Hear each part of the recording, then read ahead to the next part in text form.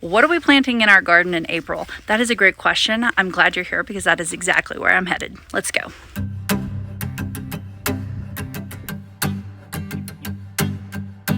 I don't know if you utilize meal planning in your house, but that's kind of how I go about growing a garden. There's a lot of content out there that's going to show you all the things that needs to be planted in April.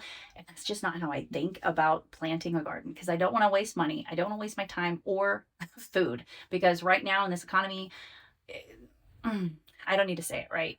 I don't. We all need a little bit help whenever it comes to feeding our families. So I like to think of it as having a meal in mind when I go about planting my garden.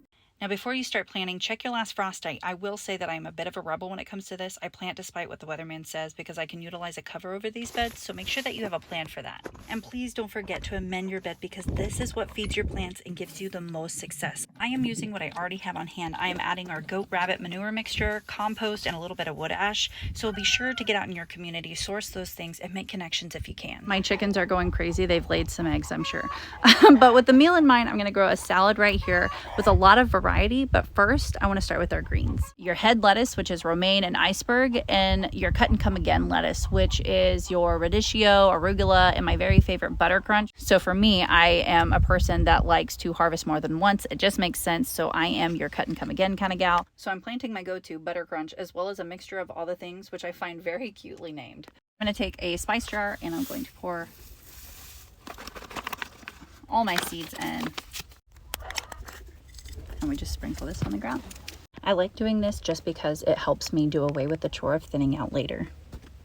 Maybe you want some darker greens in your salad. There is spinach and kale. Both are great options. Spinach is a really hard thing to grow in the armpit of Oklahoma. It just gets really hot, really fast. You kind of have to plant this in succession in order to get a good harvest. And here in Oklahoma, where we have really quick springs, I've had really good luck with the Bloomsdale variety. I like to plant these where they receive afternoon shade. And you can also plant as many as like 9 plants in a square foot. So even though it's a small space, you can still feed your face. There's a lot of different varieties of kale. It just depends on what your preference is. I personally like the blue curled leaf. It's just because it's really pretty to grow and I love looking at it. Holds out a little bit longer than spinach. These do grow big, so you can only grow about 1 plant per square foot, but totally worth it. Another one I like to put in my salad bed is radishes. Now hear me out, they're like a hidden gem, okay? Because if you don't like them in your salad, you could also just throw them in some tallow, fry them up, and it tastes a lot like a potato. And so that's just a bonus, okay? The coolest thing about radishes is they only take about 20 days to harvest. That is pretty quick as growing a vegetable. 20 days, that's less than a month. I grow the Cherry Belle variety, which is typically what you find in your grocery store, and I space them about 1 inch apart. Not only can you eat the radish, but if you let it go to seed, they put off these little seed pods, which is kind of like a sugar snap pea, but the taste is more peppery, and we like eating those as well. As I mentioned, sugar snap peas, that's exactly what I'm planting next because they're fun to grow. They grow up on a trellis, and who doesn't like a little crunch in their salad? I can't be the only one, right?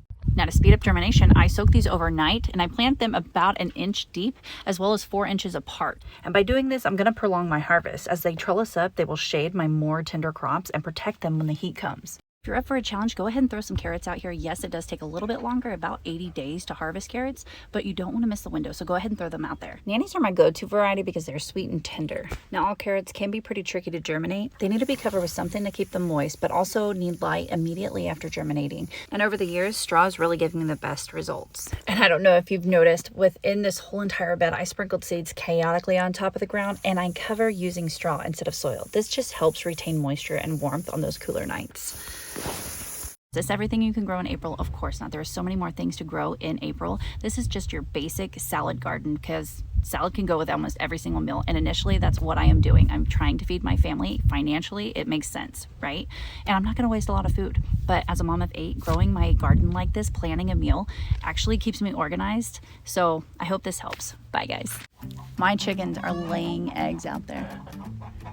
I'm not going to complain because I want the eggs, but that's exactly what they're doing. But they're being really loud. Oh well. Cheerio! Good job! Good job, girls. Now you guys. I can't complain. All 7 hens laid today. Good job.